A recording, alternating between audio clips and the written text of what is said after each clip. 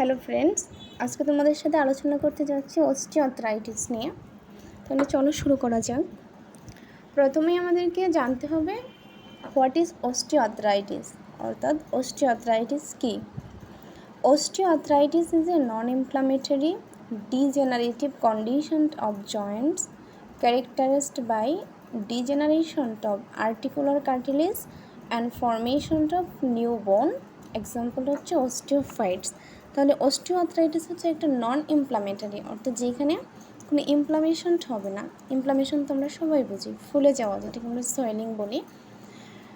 এটাতে কি হবে, degenerative condition of the Joints and articular cartilage, অর্থাৎ জয়েন্ট এবং আর্টিকুলার কার্টিলেজের ডিস্ট্রাকশন হবে। তারপরে দেখো এখানে একটা পিকচার আছে, সেখানে একটা হেলদি জয়েন্টের ছবি এবং একটা অস্টিওআর্থ্রাইটিসের ছবি দেওয়া আছে।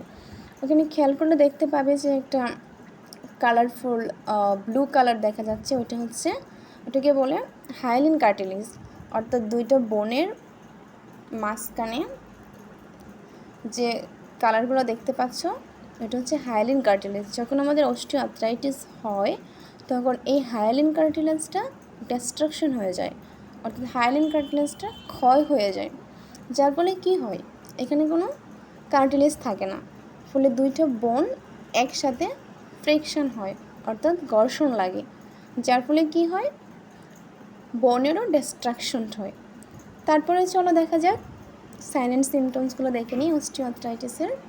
প্রথমে হচ্ছে যে অ্যাসিমেট্রি, অর্থাৎ affects the joint on one side but not the other. Asymmetry বলতে বোঝাচ্ছে যে বোটের এক সাইডকে এফেক্ট করে, ব্যথা হলেও বোটের এক সাইডে হবে, পেন যেটা বলতে চাচ্ছি তো এক সাইডে হবে। স্টিফনেস বলতে বোঝাচ্ছে হচ্ছে শক্ত হয়ে যাওয়া, অর্থাৎ হচ্ছে মর্নিং স্টিফনেস হয় অস্টিওআর্থ্রাইটিসের ক্ষেত্রে। সকালে আমরা ঘুম থেকে ওঠার পর ফ্রিলি আমাদের যে জয়েন্টগুলো আছে মুভমেন্ট করতে পারে না, যেটাকে স্টিফনেস বলে। Pain in a joint, basically hips, knee and hands আর মোস্ট কমন। এই হিপস, নি অ্যান্ড হ্যান্ডসের যে জয়েন্টগুলো আছে ওগুলোতে বেসিক্যালি পেইনটা বেশি হয়।